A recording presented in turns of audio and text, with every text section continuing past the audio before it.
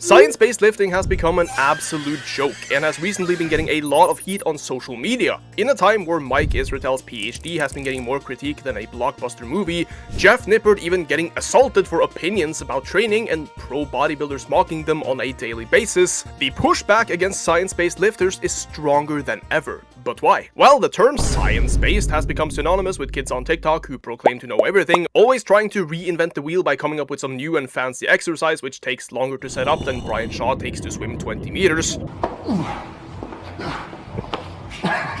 Or just in general people with authority claiming to know more about everything in training and nutrition because they have a title. Now, a science-based lifter is really just somebody who bases their training and nutrition on what's scientifically documented. Say if you have the choice between doing squats or leg extensions to grow your quads, and the literature shows that doing leg extensions causes 2% more quad growth, then you would choose leg extensions. And if that was it, nobody would bat an eye. However, in reality, many misuse the phrase to sell programs, coaching, or just to sound smart, using rage bait or unsupported theories and over-exaggerations to seem more knowledgeable. They're usually saying stuff like, oh, if you use a push-pull leg split or use compound movements like squats in 2025, then you're an absolute moron and won't build any muscle, while they themselves are built like a wet paper cloth. Which gets them a lot of engagement because controversy sells. It's also a lot easier to sell something when you discredit everything else, and unfortunately, that has become normal in today's lifting scene. But on the other side, there are the big YouTubers like Mike Israetel, Jeff Nippard, Sean Nalawan, this guy, and many others who claim to be science-based as well. Mike even has a PhD in sports science, which is supposed to be the highest degree of expertise,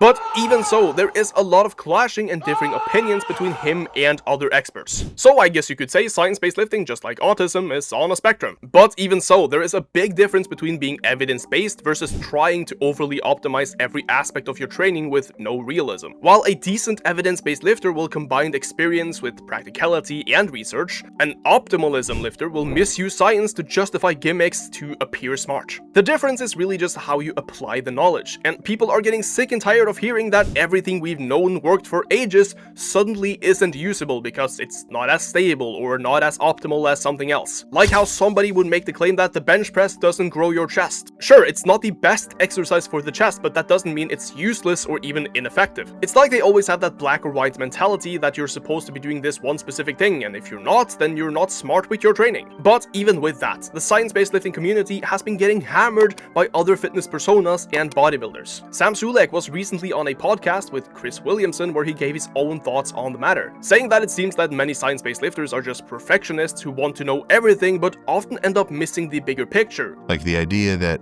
they're following is, if I'm not perfect, then there's no point. And many end up spewing snake oil while hiding behind the claim that they're science-based, like it's a marketing tool. Even C-Bum said that he thinks people try to reinvent the wheel far too often and overcomplicate everything just to seem smart, or just to feel more in control while not giving the actual training, nutrition, or recovery their best effort. But this is where the hate and mistrust against science-based lifting really start to make sense. As it's presented online, it can overcomplicate simple concepts and lead to what people call paralysis by analysis. Instead of just going to the gym, picking up a barbell and training adequately hard with decent technical execution, you get lifters who spend half their workout trying to set up cables with different specific attachments, debating on whether or not they should do one incline notch higher on their dumbbell press to bias the clavicular head of their pecs more, only to then half-ass their sets, overthink the intensity, and then change their program 2 weeks after because they saw something else on TikTok. Which in reality, that means they're not really science-based at all. And while we do have a lot of research showing that specific training modes, niche exercises, or whatnot can produce better results,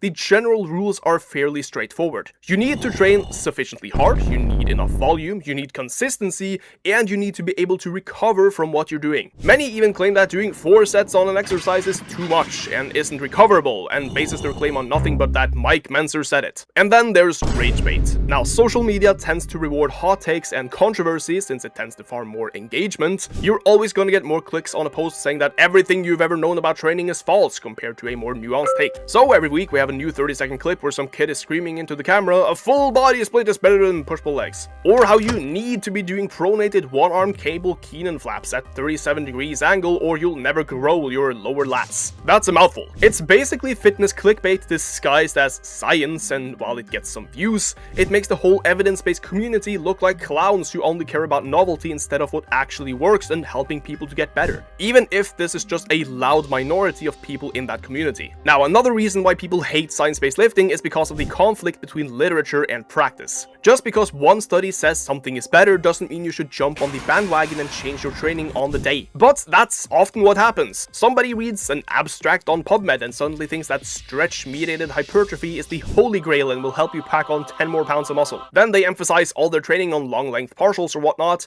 Meanwhile, they're sleeping 5 to 6 hours a night, eating like Mike Israetel on a cot, and can't even stick to a proper program for more than 3 weeks. It's like putting the best wheels ever on a car that doesn't have a functioning engine, or like telling Greg Doucette to not promote Turk for 20 seconds. On the other hand though, science-based lifting is absolutely fantastic because it allows us to continue making improvements to our own training. And as a science-based lifter myself, my education has certainly come in handy just as much as my experience in the gym. Knowing how a muscle functions, which direction its fibers move in, or even basic biomechanics, understanding fatigue mechanisms, stuff like that will improve your training notably, and especially when working with different types of clients. But it's not gonna outperform the basics which many already struggle with in the first place. You know how Greg Doucette always says you should train harder than last time, even though he also says he hates science-based lifters?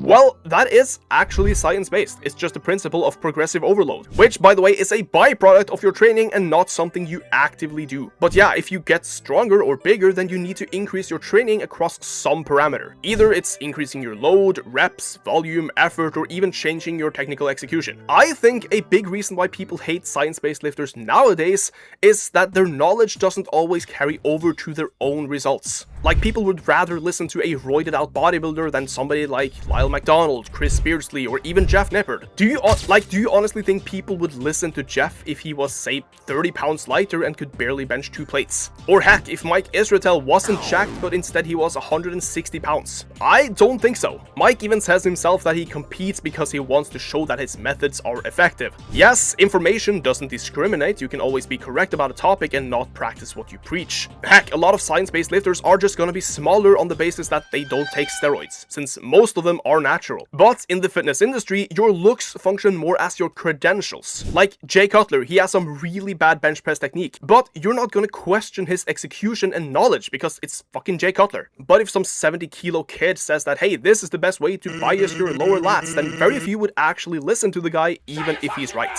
Even so, many are also nuanced enough to see both sides of an argument. Though many hate science-based lifting because it often gets represented by overthinking, overcomplication, and sometimes bad faith content that just misses the bigger picture. But the truth is, science and studies aren't the enemy, they're just tools. Science itself doesn't say anything, it's just methods used to extract information through observation and experimentation. If a study shows one training mode produces slightly better results than the other, then that doesn't mean that training mode is superior if the study was only 6 weeks long, had 20 participants, all of which were beginners, and the measurements they took were unreliable and the results were never replicated. Sure, it can indicate that one training mode has benefits over the other, some of which can be applied in practice, but it's not always as black and white as many think. The problem with science-based lifting is how people use it. If you apply it to the fundamentals, progressive overload, you eat enough protein, you sleep like an actual adult, train sufficiently hard and with enough volume, you will get better results than 99% of all of these optimal hacks you'll see online. But also, science is mostly about the basics and then layering on small optimization strategies over time. And maybe that's the real message here, that science-based lifting is only as good as the lifter using it.